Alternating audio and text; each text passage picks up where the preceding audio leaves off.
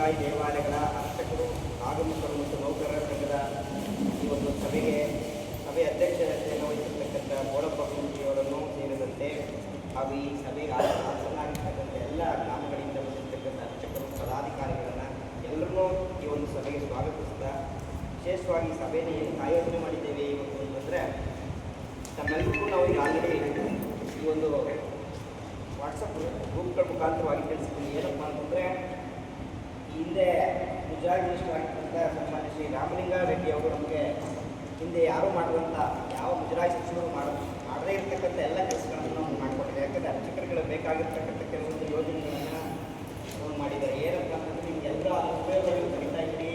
ಯಾಕೆಂದರೆ ಹಿಂದೆ ನೇಮಕಾತಿಗೆ ಸಂಬಂಧಪಟ್ಟಂತೆ ಇದ್ದಂಥ ಹಲವಾರು ತೊಡಕುಗಳನ್ನು ನಿವಾರಣೆ ಮಾಡ್ಕೊಂಡಿದ್ದಾರೆ. ಜೊತೆಯಲ್ಲಿ ಅರ್ಚಕರು ಮರಣವನ್ನು ಸಂದರ್ಭದಲ್ಲಿ ಮರಣ ಉಪಚಾರವನ್ನು ಕೊಡ್ತಕ್ಕಂಥದ್ದು ಸೇರಿದಂತೆ, ಅರ್ಚಕರ ಮಕ್ಕಳಿಗೆ ಒಂದು ಪ್ರೋತ್ಸಾಹ ಧನ ಏನು ಸ್ಕಾಲರ್ಶಿಪ್ಪನ್ನು ಕೊಡ್ತಕ್ಕಂಥದ್ದು ಸೇರಿದಂತೆ, ಅರ್ಚಕರೆಲ್ಲರೂ ಕಾಶಿ ಯಾತ್ರೆಯನ್ನು ಮಾಡಲಿಕ್ಕೆ ಉಚಿತವಾಗಿ ಮಾಡಿಕೊಟ್ಟಂಥ 10 ಹಲವು ಆದೇಶಗಳನ್ನು ಮಾಡಿ ಅದರ ಉಪಯೋಗವನ್ನು ಎಲ್ಲ ಅರ್ಚಕರು ಪಡಿತಾ ಇದ್ದಾರೆ.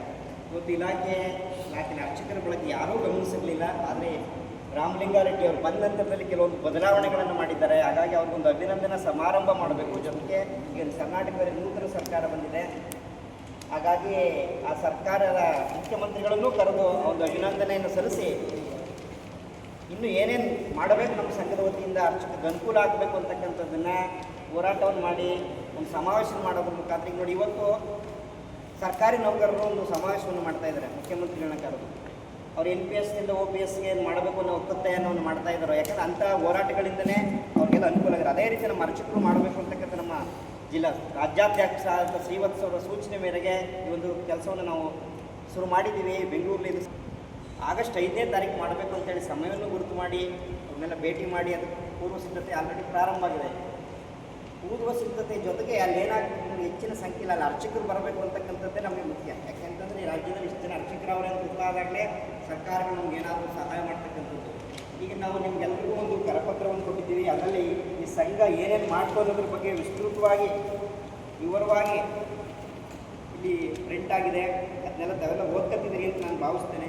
ಜೊತೆಯಲ್ಲಿ ಈ ಒಂದು 5ನೇ ತಾರೀಕು ಮಾಡಬೇಕಾಗಿರ್ತಕ್ಕಂಥ ಸಭೆ ಇದೆಯಲ್ಲ, ಸಮಾವೇಶ ಇದೆಯಲ್ಲ, ಸಮಾವೇಶದಲ್ಲಿ ಏನೇನು ನಾವು ಬೇಡಿಕೆಗಳನ್ನು ಇಡಬೇಕು, ಆ ಬೇಡಿಕೆಗಳನ್ನು ಯಾವ ರೀತಿ ಈಡೇರಿಸ್ಕೋಬೇಕು ಅಂತಕ್ಕಂಥದ್ದು ನಮಗೆ ಮುಖ್ಯ. ಇಲ್ಲಿಗಾಗಿದೆ, ಒಳ್ಳೆಯದಾಗಿದೆ, ದುರುಪಯೋಗ ಪಡ್ಕೊತಿದ್ದಾರೆ.